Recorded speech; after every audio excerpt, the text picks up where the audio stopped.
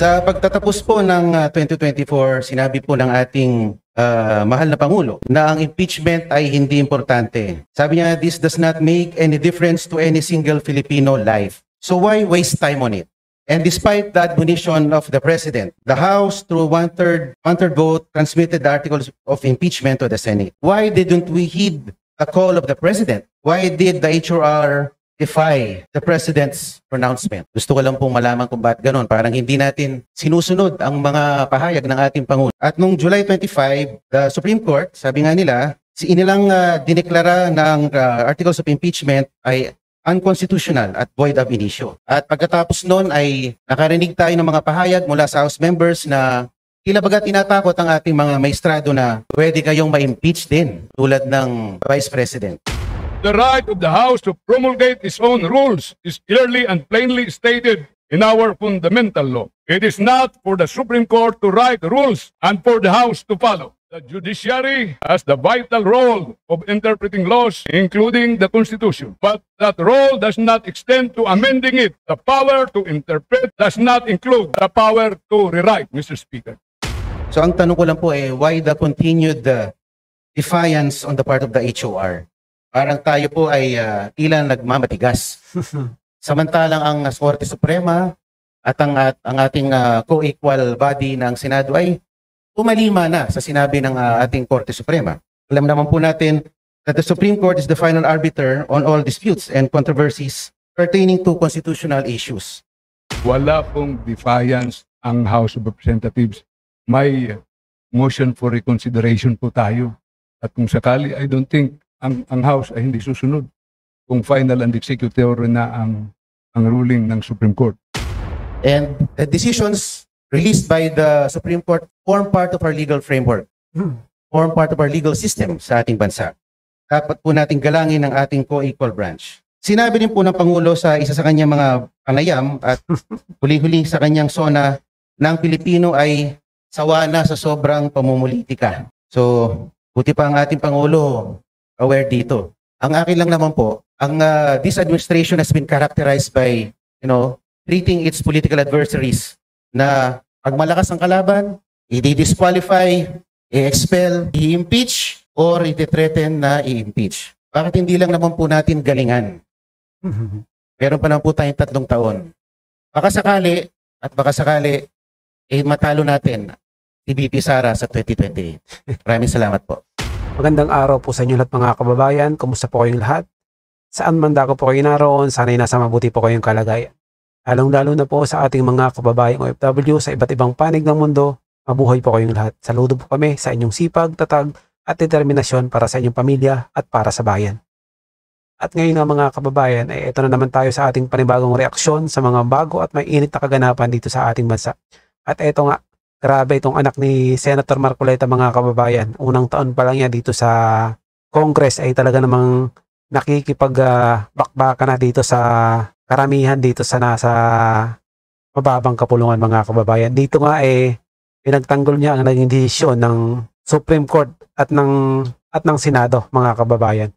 At kahit pa nitong si Congressman Marcoleta mga kababayan, bakit hindi na lang galingan ng kanyang mga kasamahan dito sa mababang kapulungan para pagdating ng 2028 ay matalo nila itong si Vice President Sara Duterte kung sakaling ito itatakbo nga sa pagkapangulo. At yun nga mga kababayan, at panoorin na po natin ang mainit na sagutan ng ating mga mambabatas dito mga kababayan.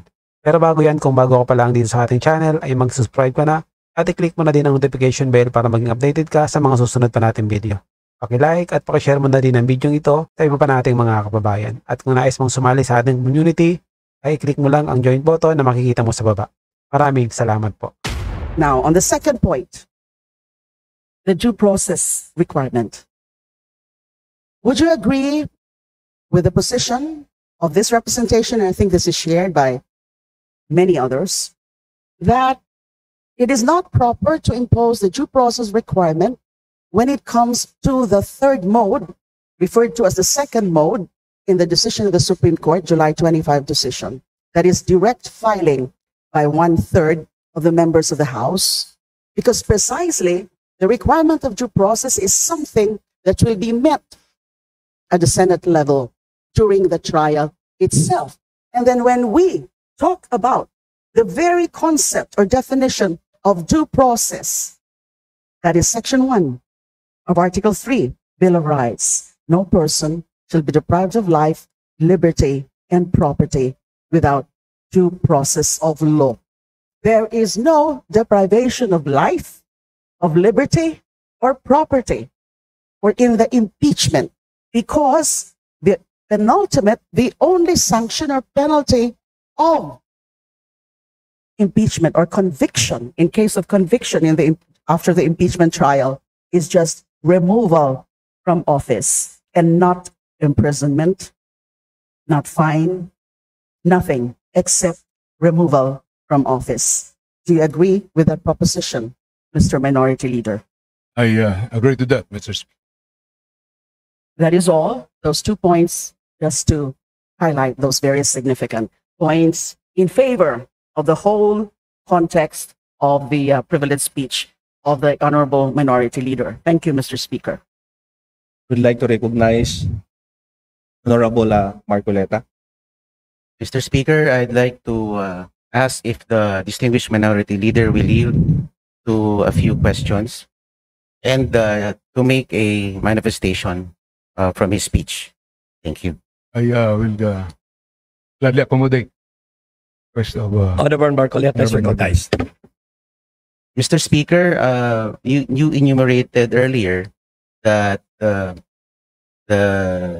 Supreme Court has added new rules on impeachment, specifically the furnishing of a copy of the articles of impeachment along with the evidence, pieces of evidence to the one impeached. Is that correct, Mr. Speaker? That is correct, Mr. Speaker. And along with that, you also said that each signatory to the impeachment complaint should have read in its entirety the articles of impeachment before signing it.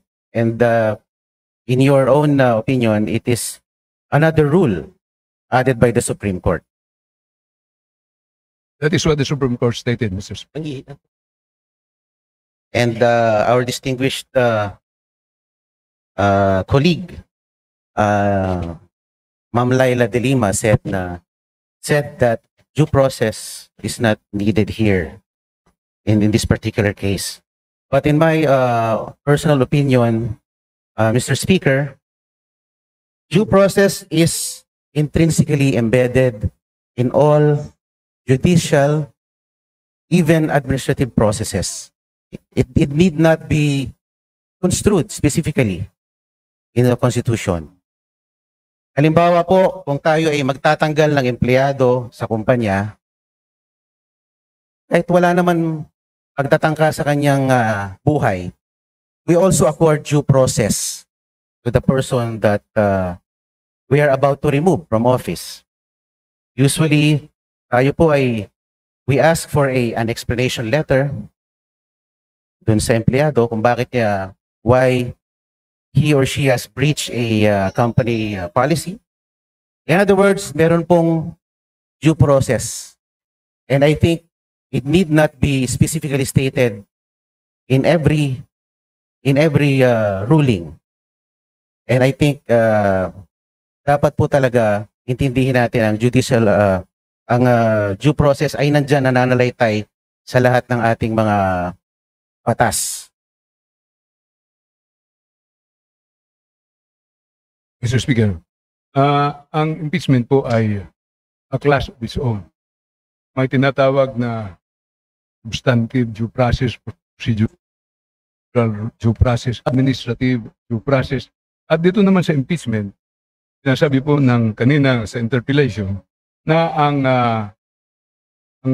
process na ito, pag pumirma ang 1/3 of all the members, hindi naman nawawala ang sabi, wala dito yung due process dahil ang penalty dito, sabi po ng Honorable De Lima, ay removal from office, ang pinaka-harsh na penalty. Hindi yung katulad sa criminal or administrative. Pero, Madam Speaker, kagandang impeachment po ay pagpumirma po ng 1/3 of all the members of the House at sinumiti po ito sa Senado, nandoon pa rin ang due process. Kasi doon po ay may karapatan makinig at hear yung mga depensa po ng ni-impeach. Opo. Kung ito pong impeachment ay alang-alang sa accountability, hindi po ba dapat natin habulin ang Vice President sa Ombudsman at sa ibang mga korte? Sapagkat sa tingin ko, kung ang sanction lang ng impeachment ay tanggalin ang Pangulo sa kanyang pagkakaupo, hindi po siya mananagot ng maigi dun sa kanyang alleged misuse of confidential funds. Di ba dapat managot din siya sa kanyang di umano idinispalto na pera? Di po ba? We should seek other remedies like cases before the Ombudsman at ano pang mga korte. Madam Speaker, yung privilege speech ko po ay hindi po tungkol sa paghahabol sa Vice President. Yung privilege speech ko po ay tungkol po sa desisyon ng Supreme Court na gumawa po ng maraming requirements sa House of Representatives tungkol sa impeachment na exclusive power of the House of Representatives. Ganun po ang aking binitawang privilege speech, Madam Speaker. Just to reiterate, the topic of the Honorable Marcelo Libanan, our Minority Leader, is Senate action to archive the impeachment case of Vice President Sara Duterte. Mr. Speaker, distinguished Minority Leader, yung po bang sinabi ng Korte Suprema ay are we being precluded to initiate impeachment complaints or we're just being taught on how to file a correct impeachment complaint by complying with procedural steps? Tayo po ba binabawalan talaga ng Korte Suprema o tayo tinuturuan lamang kung paano maghain ng tamang impeachment complaint? Before the Minority Leader responds, since the question of the Honorable Marcoleta is directed towards the action of the 19th as well as the 20th Congress, may we request the Senior Deputy Majority Leader to respond? Madam Speaker, we appreciate the exchange of the gentlemen regarding impeachment as well as the decision of the Supreme Court. I be allowed to raise a point of order, Madam Speaker? May we know the point of order of the Majority Leader? Madam Speaker, the discussion has been towards whether or not the House can exercise certain powers, especially in initiating impeachment complaints. However, may I remind our members that we have a pending motion for reconsideration with the Supreme Court. Thus, we cannot discuss the same with finality this afternoon during the privilege hour.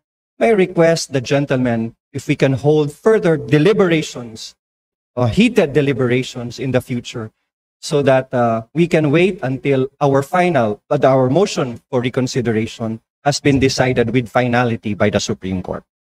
What does the Honorable Marcoleta say? May I proceed with my manifestation, Mr. Speaker?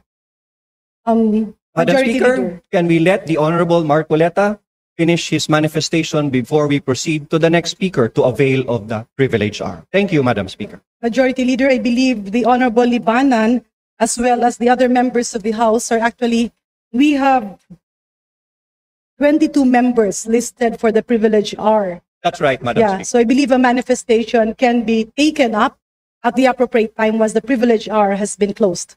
Madam Speaker, I have already registered my intention to make a manifestation. Madam Speaker, a manifestation would be in order. Let's allow the Honorable Marcoleta to finish his short manifestation before we conclude the privilege speech and refer the same to the Committee on Rules. The Majority Leader's request is hereby granted. Thank you, Mr. Speaker.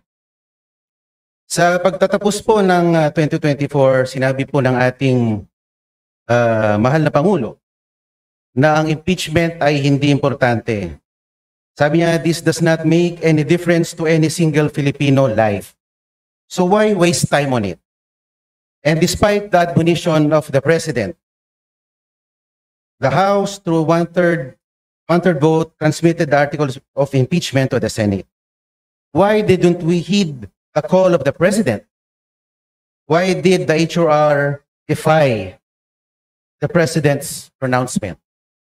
Gusto ko lang pong malaman kung bakit ganun. Parang hindi natin sinusunod ang mga pahayag ng ating Pangulo. Before the Honorable Mark, please proceed. Opo. At nung July 25, the Supreme Court, sabi nga nila, inilang dineklara ng articles of impeachment ay unconstitutional at void ab initio. At pagkatapos noon ay nakarinig tayo ng mga pahayag mula sa House members na tila baga tinatakot ang ating mga maestrado na pwede kayong ma-impeach din tulad ng Vice President. And despite the motion for reconsideration submitted, the Supreme Court, through a press briefer, reiterated that the decision is immediately executory, notwithstanding the MR. And the Senate accordingly adhered to the decision by archiving the articles of impeachment.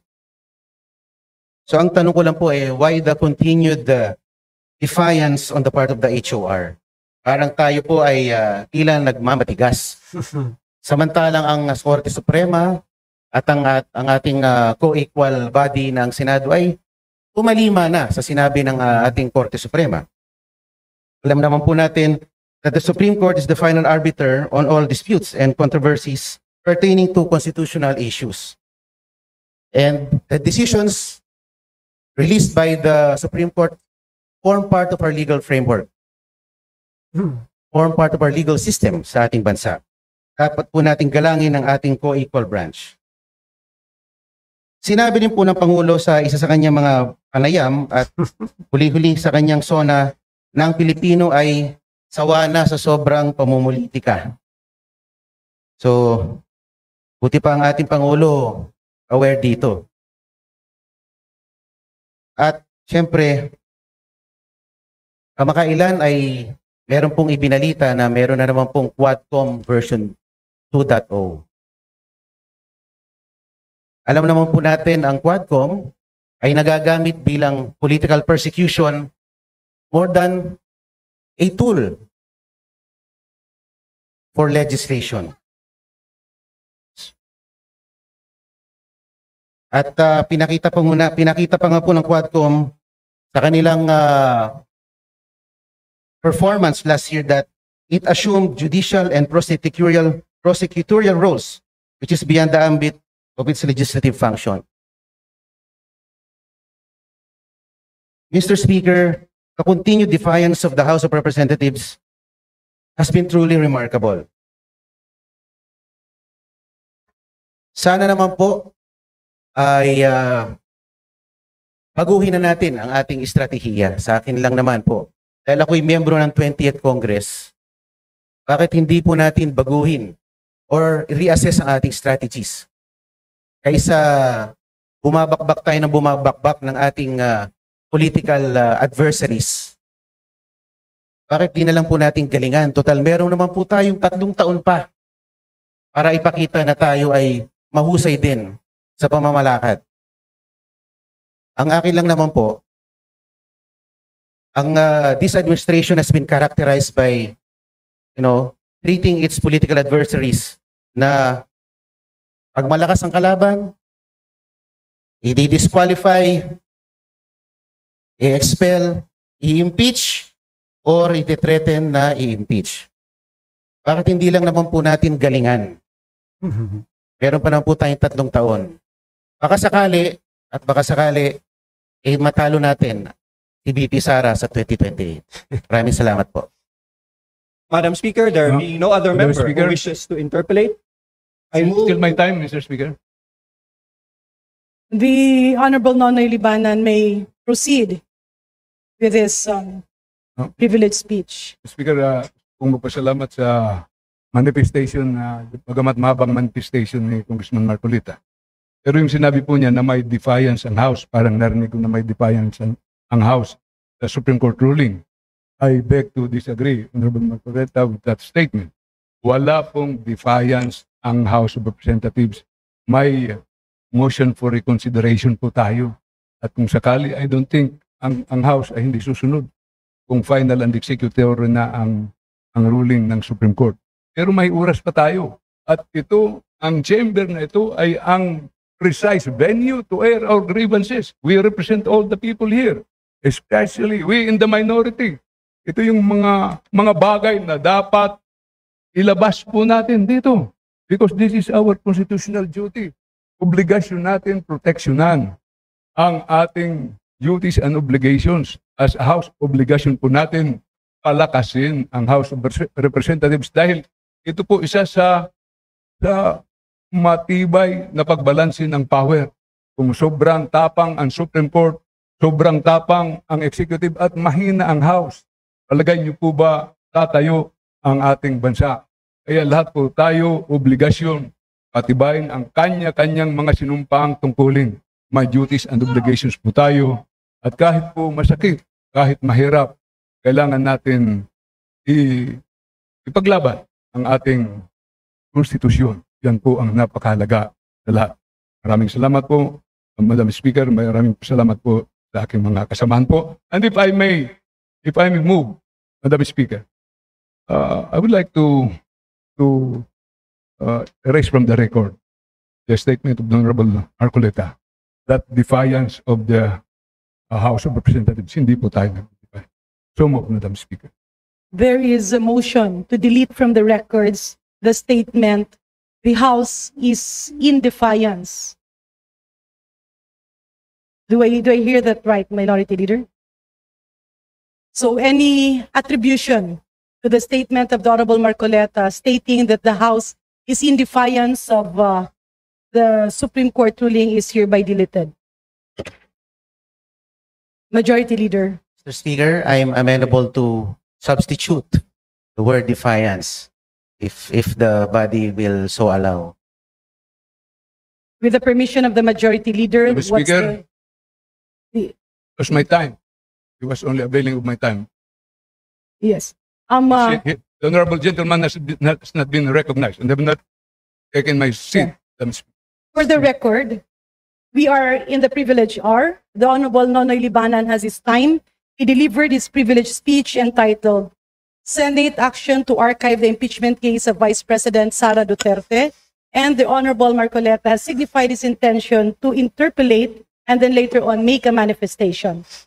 There has been a motion from the Honorable Minority Leader that statements attributing to words such as defiance be deleted from the records. The Speaker has taken action on that. May we now recognize the Majority Leader.